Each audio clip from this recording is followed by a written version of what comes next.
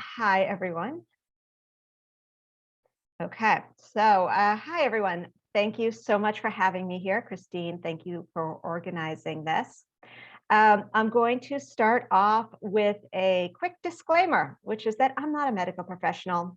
Nothing I'm saying is medical advice. I am just a person with chronic illness who's learned a whole lot about chronic illness. So I'd love to know more about why you're all here. If you want to put in the chat box why you're here, do you have a chronic illness, maybe a loved one with chronic illness, you work with the community, you have questions you want answered. I'm really curious, would love to know. I'm going to tell you a little bit about myself. I'm going to talk about chronic illness and disability and some things that they have in common. I'm going to read a bit from the book. And like Christine said, we'll do a Q&A at the end, but definitely ask your questions as we go. And if they fit in, I'll answer them as we go. And if not, then I'll get to them at the end. And I will do my best to answer every question in the time that we've got. So my name is Julie Morgenlender, and my pronouns are she, her. And I'm a person with multiple chronic illnesses and disabilities. I've had symptoms since I was a kid, and I got my first, we'll call it diagnosis, when I was 23. And that's in quotes because it wasn't the most accurate and it definitely didn't cover everything, but it was a start, and it took 11 years to get that far. And then I continued to get more diagnoses into my 30s. And to be honest, I would not be surprised if there are more in my future.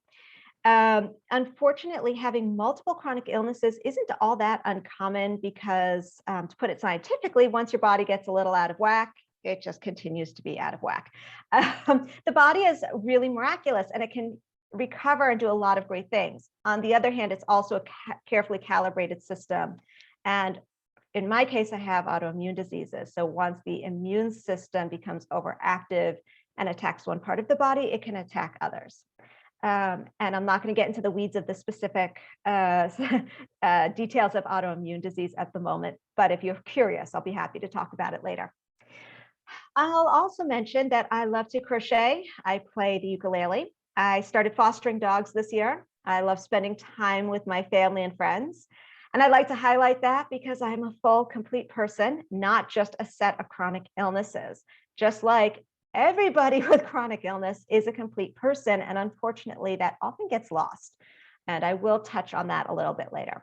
I'm also the editor of the book, The Things We Don't Say, an Anthology of Chronic Illness Truths, which for those who can't see me holding up the book, it's got a blue cover with an outline of a head made of brown thorns with the name of the book in there, The Things We Don't Say, an Anthology of Chronic Illness Truths, and my name at the bottom. I think the designer did an amazing job because these thorns really speak to me. I think they speak to a lot of people about our experiences. I want to mention, by the way, that the Dracut Library has a copy of the paperback. And if you're not part of the Dracut Library system, definitely check with your own library. It's available on paperback and ebook right now. I'm also working on the audiobook. You can also get the, well, I'm hoping to have an audiobook next year, but yes, you can also get the book as a paperback and ebook at the link that I put there. So let's get into it, shall we? Okay. A lot of people have asked me what counts as a chronic illness for the sake of the book. They also ask, what is a chronic illness in general? And the truth is, these are really hard questions to answer because a lot of times the definition of chronic illness is used for political purposes. So it's going to vary based on the country that you're in because they're using this terminology to decide who gets benefits, things like in this country, Social Security, for example. If you look at the glossary of my book, there's a quote from Healthline: a chronic illness is one that lasts for a long period of time and typically cannot be cured. It is, however, sometimes treatable and manageable. And that's a little vague. What counts as a long time, for example? For the sake of my book, I very intentionally told people, if you think it's a chronic illness, then that's good enough for me. I was actually pretty horrified at the number of people who wrote to me and asked, oh, does this count as a chronic illness? It's not for me to put that label on people. And I think that it says something about how we treat chronic illness, that there's so much self-doubt And I know for me, I had a lot of self-doubt and I kept refusing to accept that that's what I had. Not because there's a problem with labels. I think labels are great if you want them. If you don't want them, that's fine. But we shouldn't be denying the label because we feel we're not justified enough. And I think that that's something that happens all too often when people have chronic illnesses. I'm going to put a link in the chat box to the books glossary, by the way, on the website for anyone who's curious and just wants to see a little bit more about. I mean, it'll give you an idea of what's mentioned in the book, but it'll also, if you have questions about different terminology, you can use that as well. Okay, so are chronic illness and disability the same? That comes up a lot. Chronic illness is more about, like I was just saying, an illness that lasts for some period of time that is therefore magically considered chronic, whereas a disability has to do more with your ability to do things. So sometimes the chronic illness might be the cause, a disability is the resulting symptom, although that's not always the case. You can have one without the other, and it's really important to remember that. So for example, for many years, I had chronic illnesses, but I was not disabled. I was able to function just fine, whereas now I am disabled and there are many things I cannot do. You could also be disabled because, say, you were in a car accident, for example, and now your leg is paralyzed and you've become disabled in that way, but you don't have a chronic illness that caused that. So it's important to keep in mind that they can be connected, but they aren't always.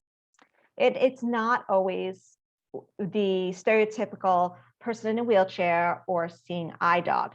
Yes, some people are in wheelchairs. Some people are part-time in wheelchairs. So you might see someone in a wheelchair in the grocery store who stands up to get something off the top shelf. That has been me at times.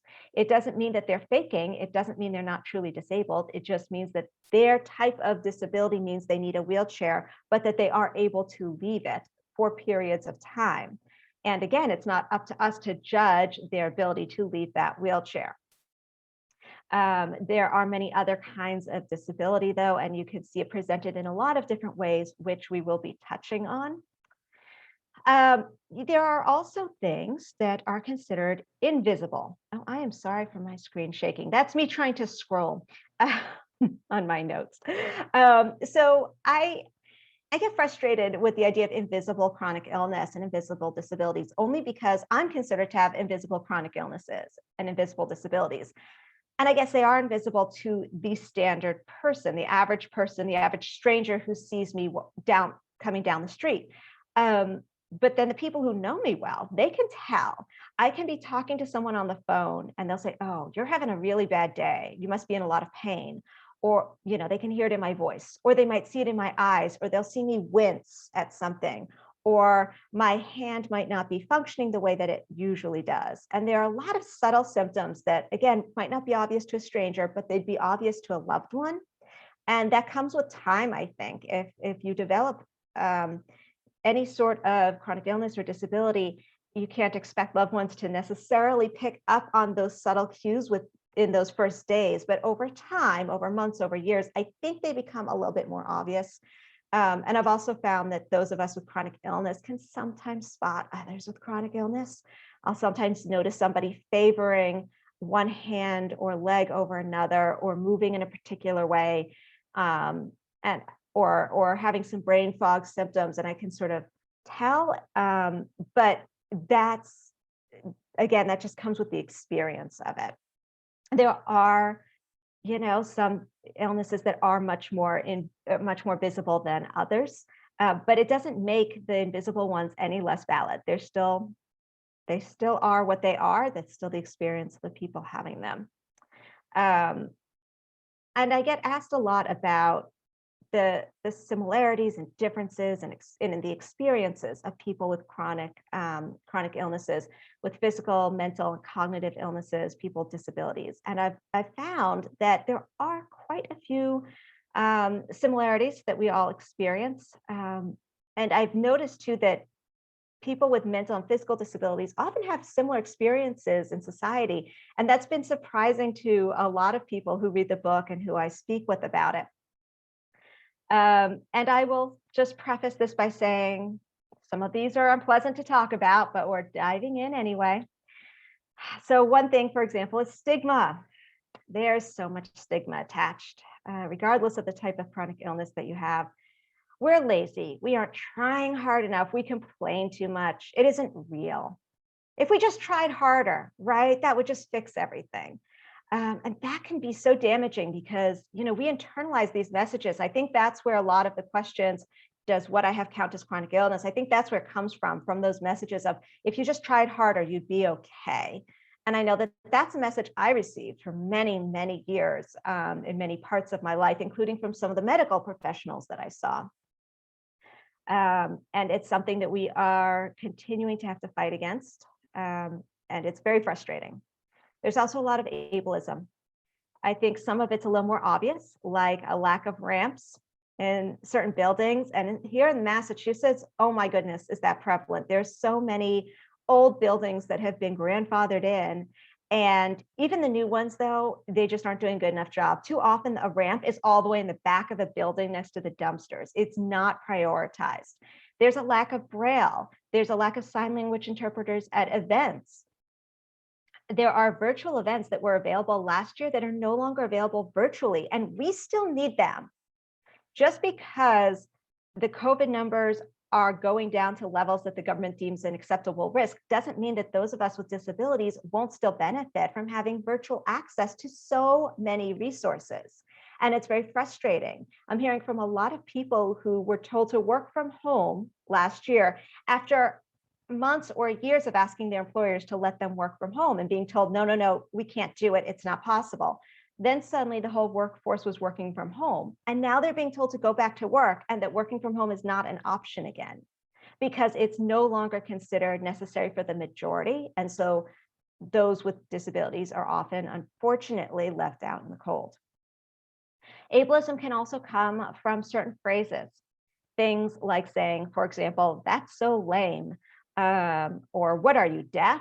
When you maybe don't understand a concept. And those are really hurtful phrases. So it's important to recognize these phrases when you hear them. And if you feel comfortable calling them out, by all means do so. And obviously we cannot call them out all the time. Sometimes it doesn't feel safe. I know personally, sometimes I'm just too exhausted. I just have the energy to walk from my car to the grocery store, and I do not have the energy to tell this person why what they just said wasn't right. But when I feel up to it, I do speak up because I think it's important for people to know. And I've gotten some really great feedback. I've said things to people who I might be working with in a more professional or volunteer capacity. And I send someone a private message. If they say something in a group, I always send it privately and just say, hey, just so you know, here's why this phrase is, problematic. And I've always gotten really great responses to that. Again, do what you feel comfortable with. I'd say that I have heard we all suffer, and by all, I mean a lot of people, obviously not every single one, but many of us suffer from misunderstandings. And that happens a lot where people just don't understand what it is that our illnesses really are. There's, for example, I have celiac disease, and I've definitely had people say, oh, you can just have a bite of this. I know you can't have a lot, but you can have a bite. And no, I can't. No, that's really not a good idea. And there's just so much misunderstanding in big ways, in little ways. And if I am up to doing something one day, but not the next, people misunderstanding that, oh, I just have decided I'm not interested in doing something the next day. No, I might have plenty of energy one day, but I use it all up. Or I just don't have energy the next day for some unknown reason because that's what my body does. And it's not a choice. And I think that this idea that we have control is one of the biggest misunderstandings I've experienced. We definitely have to deal with a lack of access to care. And I promise I'm almost done with the bad ones. I'll get to some good ones. There's definitely a lack of access to care. Like I was saying, the ability to work from home is a big access barrier, but also just healthcare. Oh my goodness, we live in one of the states with some of the best doctors in the world, but it doesn't mean we can necessarily see them. And I am personally dealing with a very big problem now where a doctor I count on is retiring. And even he admits finding someone new to treat one of my particular issues is going to be a big problem because the two names he offered me do not take my insurance. And this is really something I'm worried about. And I'm lucky because I have good health insurance. And a lot of people don't even have that much. And it's something we need to fix. Everybody needs access to health care. They just do. And they need to be able to see their doctors when they need to see them. And jumping through a million hoops is really not providing care. Not really. When you have to take 5 different medications and prove they all don't work before your insurance will cover the one your doctor wanted to begin with, that's not okay. And by the way, that's called step therapy, and it does exist. And I know I've faced it. I know a lot of other people who faced it, where they do say you have to try and fail on all these medications before we'll cover the one your doctor wants. Okay, one last one on the negative side, which is inspiration porn. And I feel it's so important to mention this because, oh my gosh, this one, this bothers me. Inspiration porn, you've all seen it. We all know it well. It's the heartwarming story of the popular kid who asked the disabled girl to the prom, for example. Here's how you know it's inspiration porn. Pretend the person doesn't have a disability. Is it still heartwarming? Pretend the big factor, the big identifier of this person is not their disability. Pretend it's maybe their race or their gender or their religion. And does it make you cringe? And if it does, it's inspiration porn. Pretending that somebody is so kind and charitable just to treat us like people, to treat us with respect, that is so many kinds of problematic. We deserve all the respect that people without any health problems get. And to imply otherwise just perpetuates this idea that there is something wrong with us. And that is not it. It is incredibly harmful. It's harmful because it perpetuates that idea for those who are not disabled or who do not have chronic illnesses. And it's harmful because of the messages that it sends to those of us who do have them. The only disability is a bad attitude is one we've probably all heard. And let me tell you, I can be the most positive person in the world. I can be feeling great and say, yes, I can absolutely hike up that mountain. But let me tell you, it doesn't matter how positive I am. My knees will buckle before I get even a quarter of the way up that mountain. It doesn't matter how positive I think I am. And no amount of positive thinking turns a staircase into a ramp. So again, it's one of those things I like to call out when I see it whenever possible. I could spend an hour just talking about my feelings about inspiration porn, but I'm going to move on to some positive things because I think we need that now, right? Whew, it's a lot. Something else a lot of us experience, thankfully, is supportive loved ones. My family's been amazing. My mom comes to pretty much all my talks, and I know she'd be here tonight if the storm last night hadn't knocked out their internet. My friends, I've had some amazing friends, and they get it. And they have gone out of their way to help me more times than I can say, schlepping all the way out to my house to pick me up for something, or just to hang out at my place because they know I don't feel up to going anyplace. They don't guilt me when I cancel at the last minute, which I've done many times. I think that it can be a struggle to find those supportive folks. And it's not uncommon when people become disabled, when they develop chronic illnesses, that they struggle, maybe lose some friendships. It's unfortunate, but it's true. If you have a friendship and the entire thing is based on going to concerts and you can no longer attend concerts because the strobes give you migraines, you know, that's going to be problematic.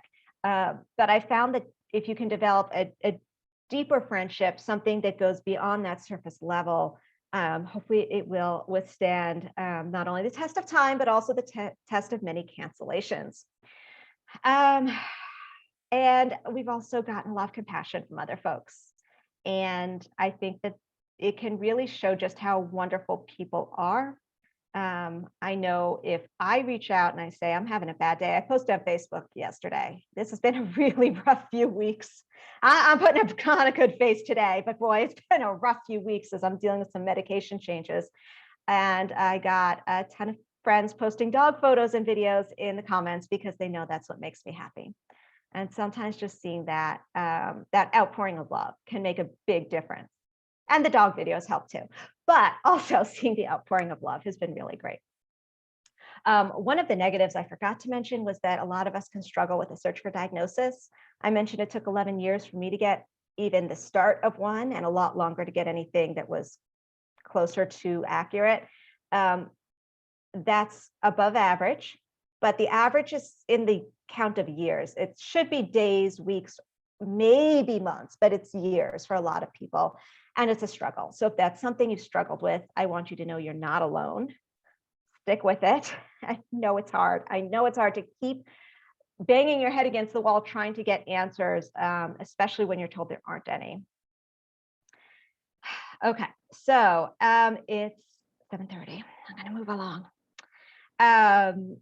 Okay, so a lot of people have asked me why a book? Why a book? I feel like there is, as I said, a lot of stigma around chronic illness. And because of the stigma, a lot of times we don't talk about it because of the stigma, but then the silence just allows the stigma to grow. And I thought, well, what if we did talk about it? Maybe we could put to rest some of those misconceptions. And I love books. I've always loved books. I grew up being a bit of a bookworm. A book to me felt like the natural thing. I also was talking about a lot of really private stuff on my anonymous blog about chronic illness. And I found that the things that I thought wouldn't get any traction, that no one would care about because no one talks about it, those were the most popular posts, the things that no one else was talking about. And people kept saying, oh, I wish more people spoke about it. So, okay, maybe we should be talking about these things. I know that a lot of us feel alone. I felt really alone. There's no support group for the something's wrong with me, but I don't know what group, or at least there wasn't then. And when I was dealing with it in those early years, there was no Google. There were no online chat rooms. I mean, the internet wasn't really a thing. And even when it was at the beginning, I wasn't finding answers and I wasn't finding community. So having people feel a little less alone, just knowing it's not only them and knowing that others understand, I think can be really great.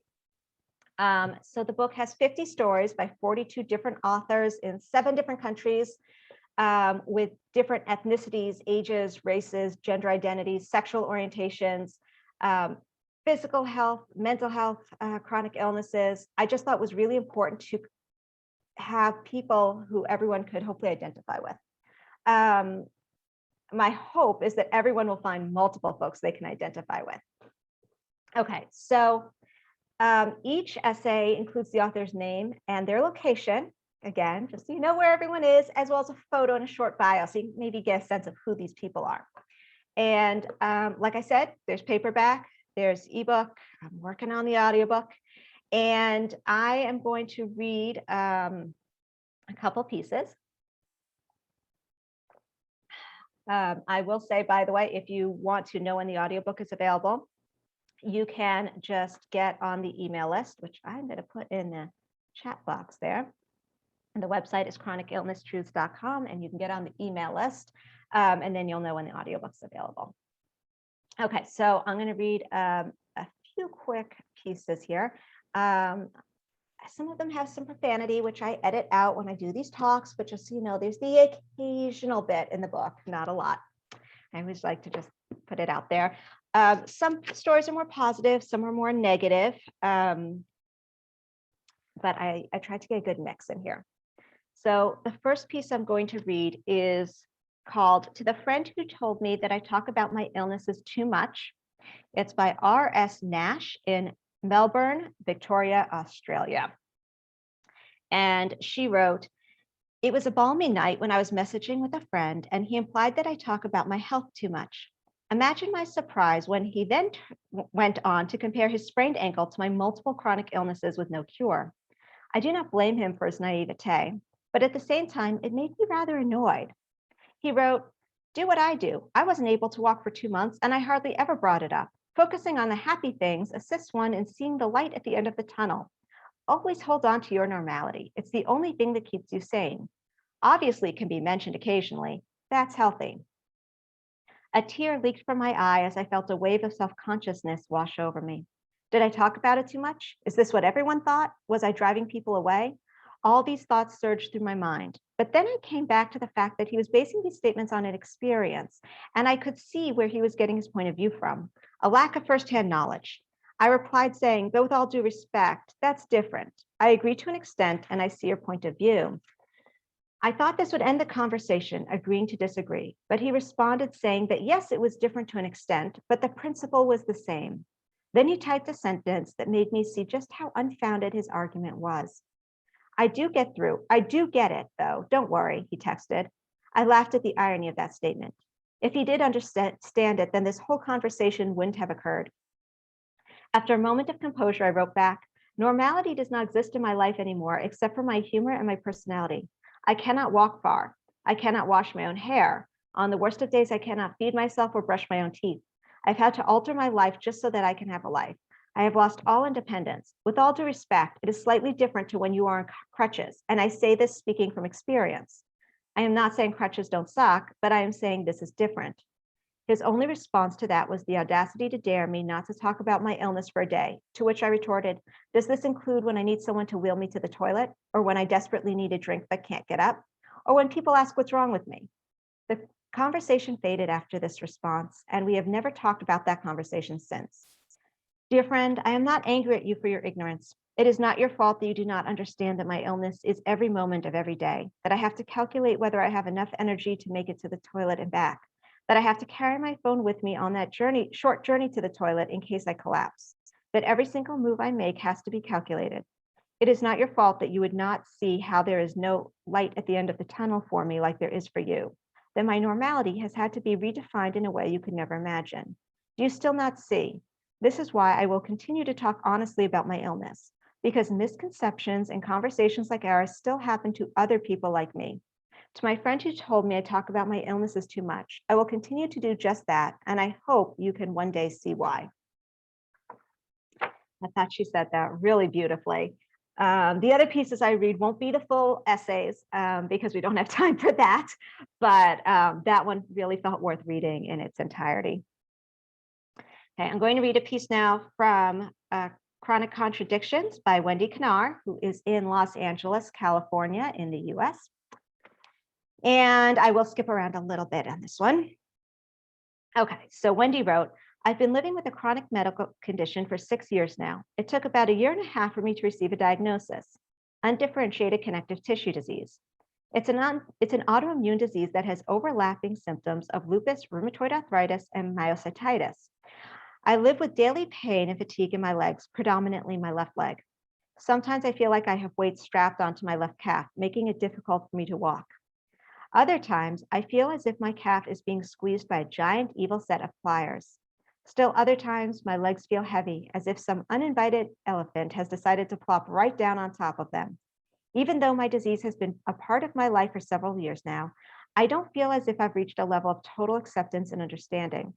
I am more and more convinced that living with a chronic illness is synonymous with living a life full of contradictions. On the one hand, I'm thankful that after a multitude of tests and scans, after meetings with various specialists, I wasn't diagnosed with anything fatal. Up until my autoimmune disease confirmation, I had been told that there were several possibilities: muscular dystrophy, cancer, leukemia, multiple sclerosis. Then a world-renowned rheumatologist handed me an alphabet soup type diagnosis, and I felt like I could finally breathe. I would be around to watch my son grow up. He was 3 when I was diagnosed. Flip that hand over and you'll see there's another part of me that isn't thankful. I'm tired. Chronic means the pain goes on and on. This doesn't end. While many other medical conditions don't end either, some do. Some have treatments, active things you can do to get yourself better, get yourself cured, and get yourself to the way you used to be.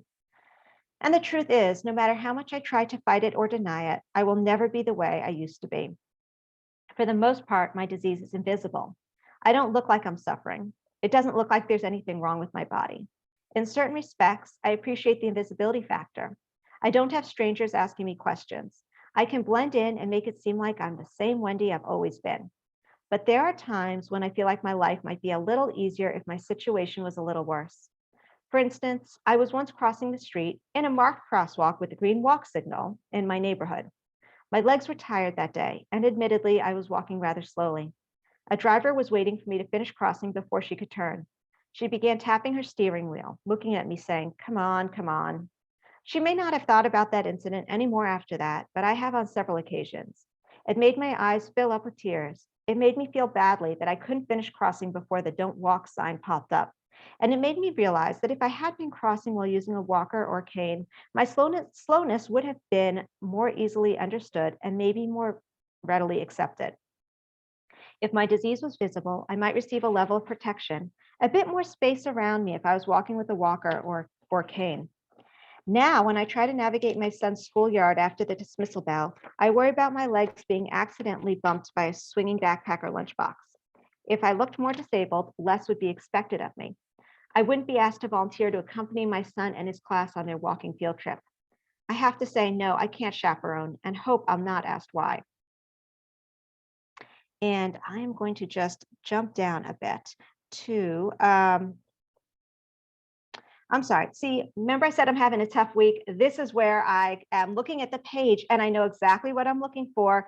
And sometimes the words, they just swim a little bit. It's here someplace, and I apologize. I'm going to continue on with, I want to be a woman who isn't defined by her disease. I want to go on living my life the way I always have. I want to go for walks in my neighborhood. I want to plan fun summer trips with my family. I want to do our family's weekly grocery shopping and take care of the household chores. I want to look at my disease and say, F you, as I take my son on a 5-hour date to the Natural History Museum. I do that, but by pretending that nothing has changed, I'm denying a fundamental truth. Much has changed. I'm not as physically able to do these things. When I do, there's a strong chance my levels of pain and fatigue will increase. By admitting that there are things I can no longer do, I am also acknowledging a certain amount of loss and vulnerability. And I'm going to pause there. Her piece is fantastic, and I highly recommend reading the entire thing. I'm going to skip ahead to another piece called Anxiety is My Constant Companion by Devin Reynolds. And we're doing okay on time here. Don't worry, I want to make sure there's plenty of time for questions.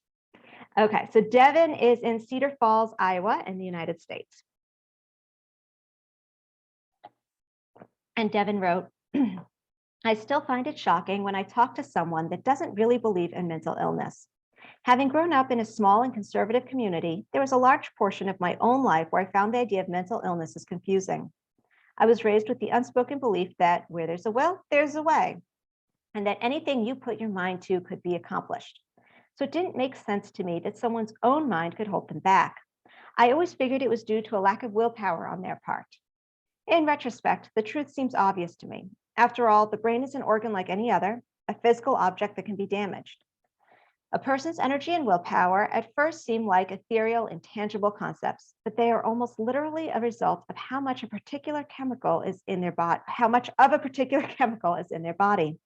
Unfortunately, I didn't learn this until I was in my final year of college. At the time, I felt like I was going insane. I couldn't stop worrying about every event in my life, from work and tests to even casual conversations with friends. It felt as if doom was lurking behind every corner. No matter how much I told myself that there was nothing to worry about, it was like there was a voice in the back of my head that I couldn't silence. A voice telling me that everything was going to fall apart, no one loved me, and I was going to lose my job, drop out of school, become homeless, and die in a gutter somewhere. I started to have trouble sleeping, and I was tired all day and night. I couldn't concentrate in school or at work. My grades were slipping fast. I used to be a straight A student, and now I was getting C's and D's in every class. My relationships with friends and family were falling apart, and my performance at work was suffering dramatically. I reacted to every stressful event with uncontrollable fear and anger. I didn't know what was happening. I knew something was wrong with me, but mental illness didn't cross my mind at first. I thought maybe it was a flaw in my character, that I was doing something wrong, or that I just wasn't trying hard enough.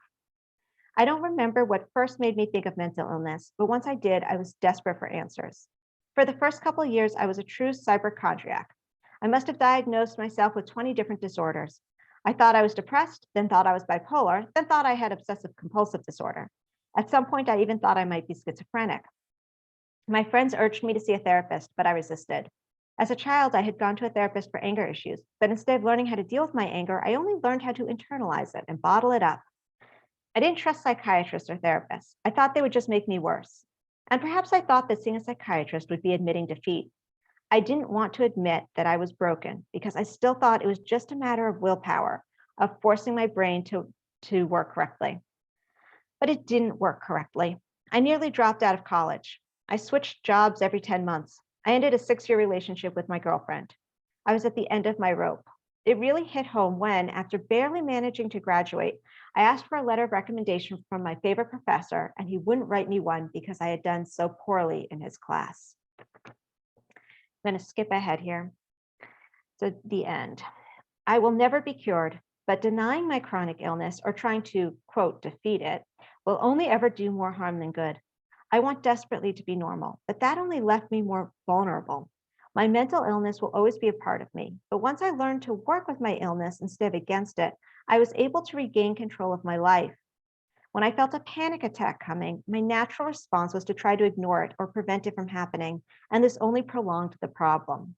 When I acknowledge it and let my brain work through the issues naturally, I can greatly reduce the severity of my attacks and recover faster. It wasn't easy to realize this.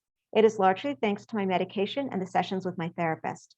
Anxiety is my constant companion. I can never get rid of it, but if I work with it, I can become stronger.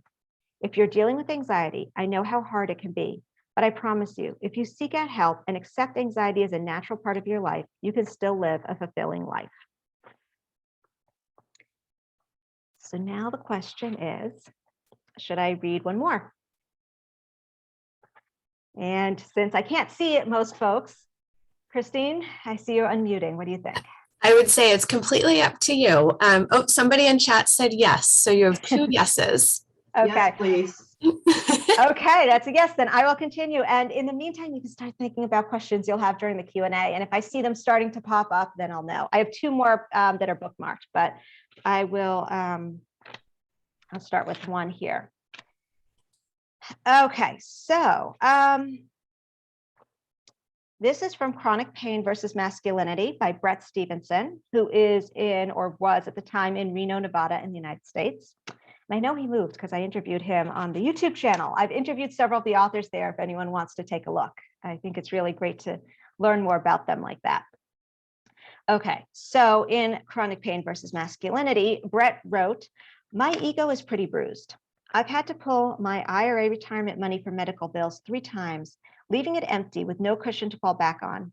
This creates a fear of failure more than a fear of poverty, the failure part of my clinging attempt to feel like a self-sufficient man. What I have learned through all of this is my masculinity, my manhood, must be malleable like my overall pride. They all become a luxury at a certain point, with necessity dictating when to bend and adapt. Part of my personal growth has been to stop fighting my back issues like a man, quote, should, and just let go of any expectations from my body. A local chronic pain group helps, but it took me months to swallow my male pride and walk through the door. The few guys who show, much outnumbered by women, have expressed many of the same feelings as their own personal abilities and dreams were altered by chronic pain. The strong male oak must become a flexible willow. Men do not have to take pain and challenges stoically, especially when they simply cannot. We must let go of all those age-old stereotypes and expectations. We need to not get angry when our friends complain of a sore back after golfing or hiking. It's a poor attempt to commiserate, but an attempt nonetheless. Using a cane or butt cushion is not a sign of weakness, just adaptation. Leaving a group early because you can't sit any longer is not a sign of weakness, nor is pulling the social plug completely some days to just try and get through the day and night. I have little to prove as a man at this point in my life. Rather, I've let go of my old manhood and masculinity dogma, and my new goal is to ride this out gracefully and hopefully with a sense of humor." So I had one more that I was going to read from. If anyone wants to give me a vote, I can go with the crowd. Yes, please. Okay, I got 2 yeses, so. I'm also not seeing any questions come up in chat yet. So I think if you want to go for one more, we will make sure to stop by 8:15 at the latest. So I think we have plenty of time as long as you're feeling okay, Julie, because I want to be respectful of where you are at this late hour of the day. I appreciate that. I'm doing okay. Okay. Okay, the last one then is from a piece that I have 2 pieces in the book, 2 essays. This is from my second essay called "My Journey for Answers, because no one will care more about my health than me."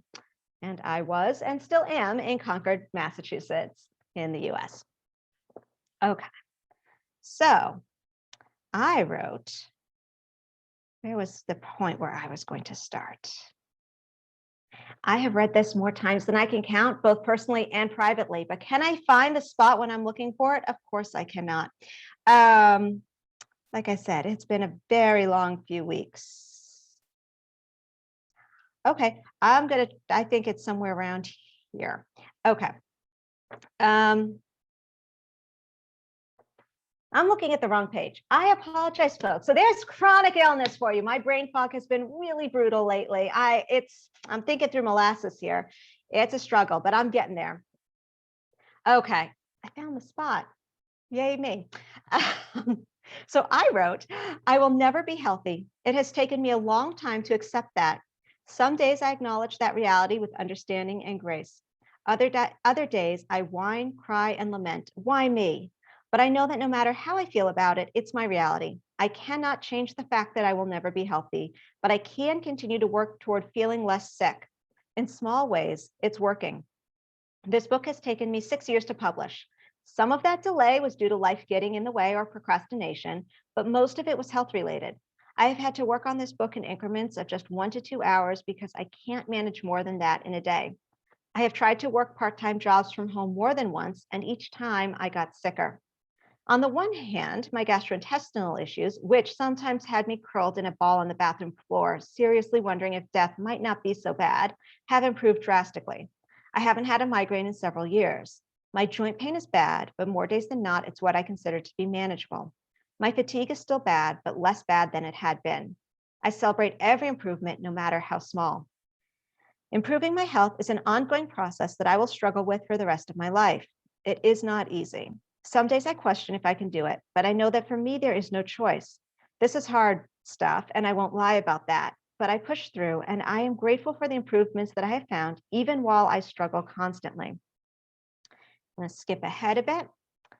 Chronic illness is exhausting because, after all, it is chronic. There is no getting away from it. I want to take a vacation from my health, to get away from it all for a few days, but that's not possible. In fact, travel makes things even more difficult, and I feel worse for many days after even a short trip. And there's no getting away from the discrimination, the stereotypes, or the lack of accessible spaces. I can't get rid of my chronic illnesses, but I am doing the best I can to deal with them and to make it as bearable as possible. After all, what are the alternatives? So I think I'm going to conclude the reading portion and move on to the Q&A. I see someone wrote LOL. I'm guessing that was at me not being able to find the place and then seeing I was on the wrong page. And I'm sure later when I try and find that spot in Wendy's story that I couldn't find, it's going to be glaring at me. I mean, I've read this book many, many times. I have edited it front, back, in a million ways sideways, but when the brain fog is bad, it doesn't matter. And I know some of you can relate to that. So I'm going to stop recording at this point so that everybody feels really comfortable sharing whatever they want to share, either in chat or out loud. We're a small group, so I don't know that it would be an issue, but if you'd like to unmute yourself and wait for me to call on you so we don't talk over each other, I'm happy to do that. Just give me 1 second to stop the recording.